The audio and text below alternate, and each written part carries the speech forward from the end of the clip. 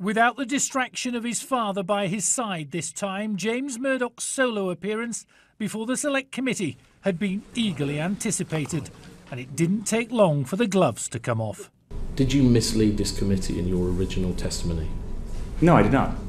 So if not him, then who? Mr. Murdoch pointed the finger at the News of the World's former editor Colin Myler and the ex-legal manager Tom Crone, who had neither shown him or explained the full implications of the now infamous For Neville email, he said. If Mr. Crone and Mr. Myler are telling the truth, you're not telling the truth. If you're telling the truth, they're not telling the truth. Mr. Farrelly, I think it's and I looked at some of their testimony there. It's quite interesting. There is a lot of supposition in it. I would have known. They understood me to know. All of those sorts of things. What they never did was clearly tell you that they showed me those emails.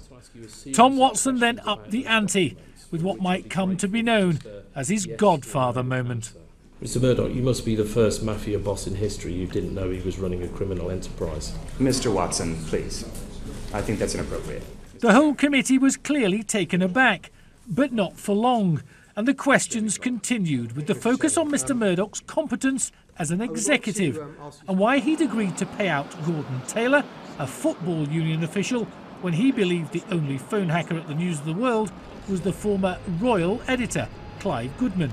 The one thing that really, right from the outset of this, that really just showed us and I think any 10-year-old really that the News of the World's line did not stack up was the fact that Gordon Taylor was not a member of the royal family or the royal household.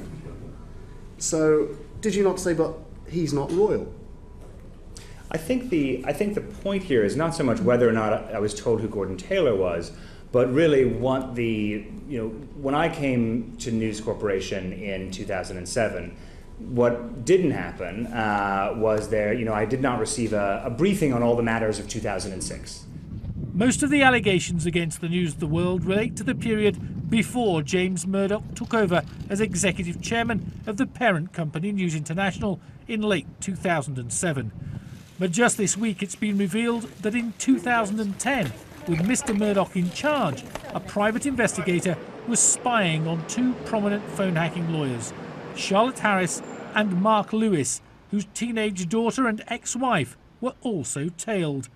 Once again, James Murdoch said he knew nothing about it.